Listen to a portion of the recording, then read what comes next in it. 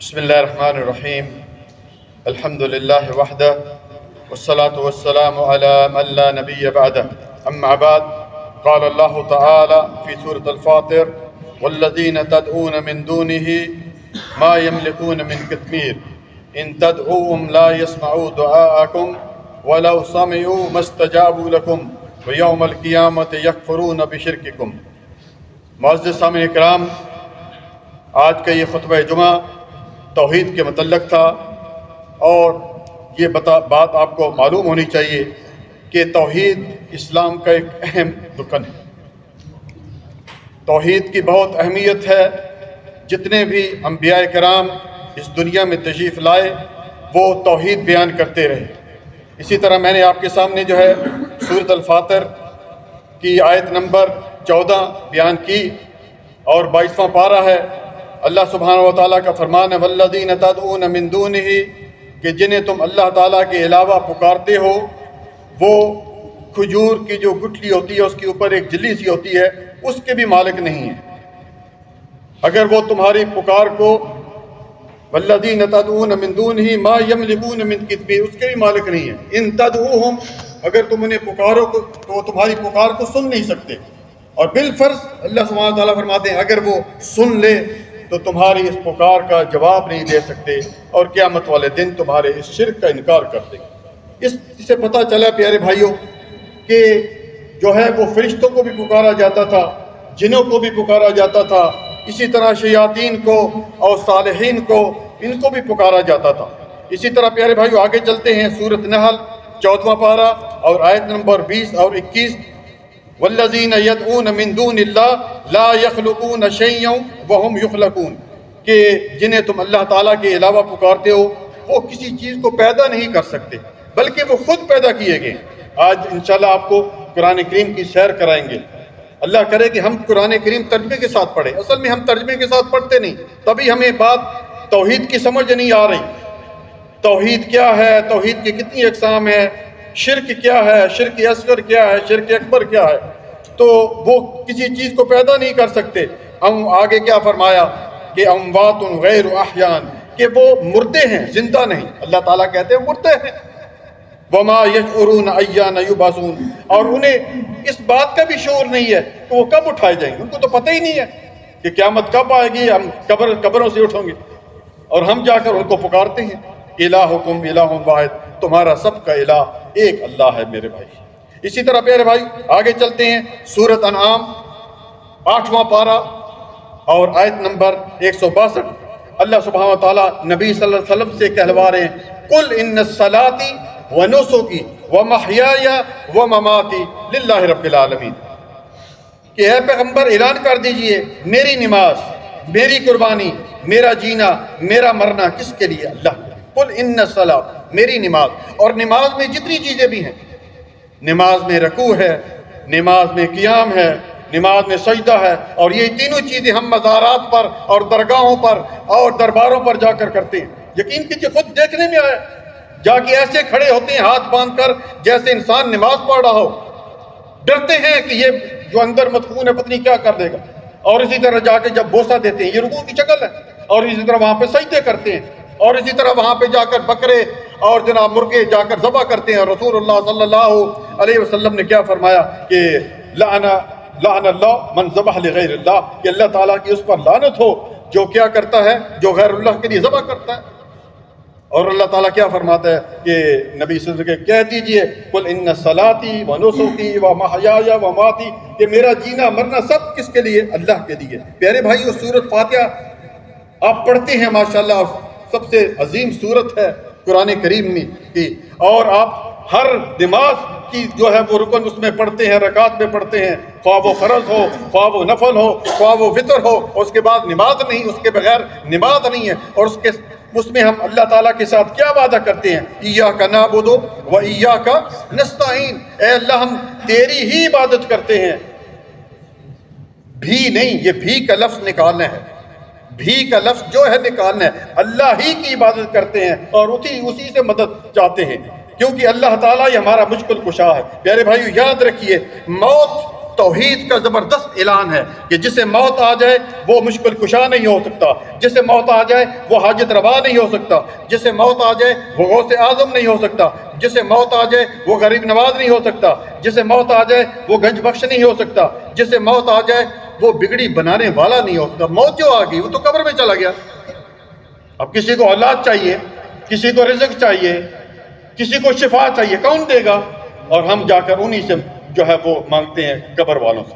اسی طرح پیارے بھائی آگے چلتے ہیں، کسی نے کیا خوب کہا تھا کہ توحید تو یہ ہے اللہ حشر میں کہہ دے، توحید تو یہ ہے اللہ حشر میں کہہ دے، یہ بندہ دو عالم سے خفا میرے لیے۔ اسی طرح سورۃ اعراف 9واں پارہ اور آیت نمبر 194۔ پیارے بھائیو اللہ کے لیے جہاں تک میری آواز جا رہی ہے اس توحید کو سمجھیے۔ توحید کو سمجھے بغیر انسان دنیا سے چلا گیا، خسروا فی الدنیا والآخرہ، اس کی دنیا بھی تباہ، اس کی آخرت بھی تباہ۔ تو سورۃ اعراف 9واں پارہ اور آیت نمبر 194، ان الذین تدعون من دون اللہ، کہ جنہیں تم اللہ تعالیٰ کے علاوہ جو ہے وہ پکارتے ہو، عباد امثالکم، کتنی اللہ تعالیٰ نے اچھی بات کی، وہ تمہاری طرح بندے ہیں، تم بھی مخلوق وہ بھی مخلوق، مخلوق سے مانگ رہا ہے۔ کبھی دیکھا ہے کوئی جانور سے مانگ رہا ہو؟ سب جتنی مخلوق اللہ تعالیٰ، یہ بس انسان ہے کہ جناب اللہ تعالیٰ کو چھوڑ کر جو انسانوں سے مانگتا ہے۔ اسی طرح سورۃ احقاف اور 26واں پارہ آیت نمبر 5 اور 6 اللہ سبحانہ و تعالیٰ کا فرمان ہے کہ وَمَنْ أَضَلُّ مِمَّنْ يَدْعُو مِن دُونِ اللَّهِ، کہ اس سے بڑھ کر اور کوئی گمراہ کون ہوگا؟ کون ہے وہ؟ من لا يستجیب له الى یوم القیامہ، کہ جو اللہ کے علاوہ ایسوں کو پکارتا ہے کہ جو قیامت تک اس کی دعا کو قبول نہیں کر سکتے، سن نہیں سکتے، بلکہ اس دعا سے جو ہے وہ غافل ہیں، ان کو پتہ ہی نہیں تھا ہماری قبر پر کون ہے، وہ تو اپنے اس مشکلات میں پھنسے ہوئے ہیں اور ہم جا کر ان کو پکارتے ہیں۔ اسی طرح آیت نمبر 6 میں اسی میں سورۃ احقاف میں کیا فرمایا؟ وَإِذَا حُشِّرَ النَّاسُ كَانُوا لَهُمْ أَعْدَاءً، اور جب لوگوں کو جمع کیا جائے گا، قیامت کا دن ہوا، سب جمع ہوں گے، وَكَانُوا بِعِبَادَتِهِمْ كَافِرِينَ، تو یہ لوگ جو ہے جو قبروں میں مدفون تھے یہ ان کی عبادت کا انکار کر دے۔ مطلب یہ ہے کہ ان کی عبادت ہو رہی ہے، ان کو پکارا جا رہا ہے۔ یاد رکھیے پکار ایک عبادت ہے، دعا ایک عبادت ہے۔ نبی صلی اللہ علیہ وسلم نے کیا فرمایا؟ ان الدعاء هو العبادہ، دعا ہی اصل میں عبادت ہے۔ اسی طرح آگے چلتے ہیں سورۃ یونس 11واں پارہ اور آیت نمبر 18، وَيَعْبُدُونَ مِن دُونِ اللَّهِ، کہ جنہیں تم اللہ تعالیٰ کے جو لوگ اللہ تعالیٰ کو چھوڑ کر ایسی چیزوں کی عبادت کرتے ہیں، مَا لَا يَضُرُّهُمْ وَلَا يَنْفَعُهُمْ، کہ وہ ان کے کسی بھی نقصان اور فائدہ کے مالک نہیں ہے، نہ ان کو نقصان دے سکتے ہیں نہ فائدہ دے سکتے ہیں۔ اور ماشاءاللہ اللہ تعالیٰ نے ہم سب کو دماغ دیا، آپ دیکھیں وہ کسی چیز کا نقصان دے سکتے ہیں یا ہم کو کچھ فائدہ دے سکتے ہیں۔ اسی طرح آگے کیا فرمایا؟ وَيَقُولُونَ هَؤُلَاءِ شُفَعَاؤُنَا عِندَ اللَّهِ، اور وہ یہ کیا کہتے ہیں کہ یہ ہمارے اللہ تعالیٰ کے پاس سفارشی ہیں، اللہ ساڈی سنتا نہیں، انہاں دی موڑتا نہیں، اور ساڈی انہاں دے آگے انہاں دی اللہ دے آگے۔ یہ فلسفہ پرانا ہے، نوح علیہ السلام کا زمانے سے یہ فلسفہ چل رہا ہے کہ اللہ تعالیٰ ہماری سنتا نہیں، ان کی موڑتا نہیں، ہماری ان کی آگے، یعنی اپنی ہم گزارشات، اپنی جو فریادیں ان کے سامنے پیش کرتے ہیں اور یہ اللہ تعالیٰ کے پاس سامنے لے کے جاتے ہیں، جبکہ اللہ سبحانہ تعالیٰ کا فرمان ہے وَنَحْنُ أَقْرَبُ إِلَيْهِ مِنْ حَبْلِ الْوَرِيدِ، کہ میں تمہاری شاہ رکھ کے بھی قریب۔ اسی طرح آگے کیا فرمایا اسی آیت میں سورۃ یونس کی کہ قُلْ أَتُنَبِّئُونَ اللَّهَ بِمَا لَا يَعْلَمُ فِي السَّمَاوَاتِ وَالْأَرْضِ، کہ تم اللہ تعالیٰ کو ان چیزوں کی بات بتاتے ہو، کہ اللہ تعالیٰ کو نہیں پتا کہ زمین و آسمان میں کیا ہے۔